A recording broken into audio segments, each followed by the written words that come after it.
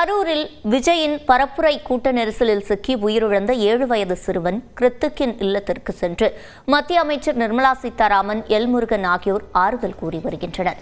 கூடுதல் தகவல்களை நமது செய்தியாளர் அபினேஷிடம் கேட்கலாம். அபினேஷ், விவரங்கள்.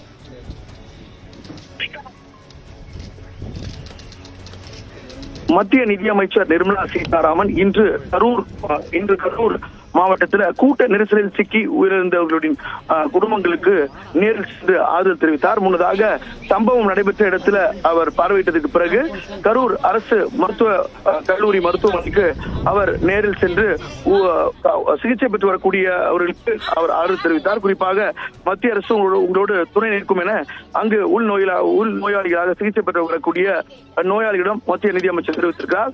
தொடர்ந்து அங்கிருந்து கருப்பாயி தெரு என்கிற ஒரு பகுதியில 7 வயது சிறுவன் கிருத்திக் என்பவர் கூட்ட நெரிசலில் சிக்கி உயிரிழந்திருக்கார். அவருடைய குடும்பத்திற்கு நேரில் ஆறுதல் தெரிவிப்பதற்காக மத்திய நிதியமைச்சர் நிர்மலா சீதாராமன், அதே போல மத்திய இணையமைச்சர் முருகன் ஆகியோர் வந்திருக்கிறாங்க. அந்த குடும்பத்தில் கிருத்திக் என்ப 7 வயது சிறுவன், 3ஆம் வகுப்பு படிக்கூடிய 7 வயது சிறுவன் கூட்ட நெரிசலில் சிக்கி பரிதமாக உயிரிழந்திருக்கிறார். அவருடைய தாயாரிடம் ஆறுதல் தெரிவித்து வரக்கூடிய நிலையில அவருடைய தாயார் அன்று நடந்த சம்பவம் குறித்து மத்திய நிதியமைச்சரிடம் விளக்கி வருகிறார். அவருடைய மகன் எவ்வாறு விழுந்தார், எப்படி மருத்துவமனையில் சிகிச்சை அளிக்கப்பட்டது என்கிற விவரங்கள் குறித்து நிதியமைச்சரிடம் தெரிவித்து வருகிறார். நிதியமைச்சரும் அந்த முழு விவரங்களை கேட்டறிந்து வருகிறார். தொடர்ந்து அடுத்ததாக இரண்டு குடும்பங்களுடைய இல்லங்களுக்கு அடுத்து செல்ல இருக்கிறார்.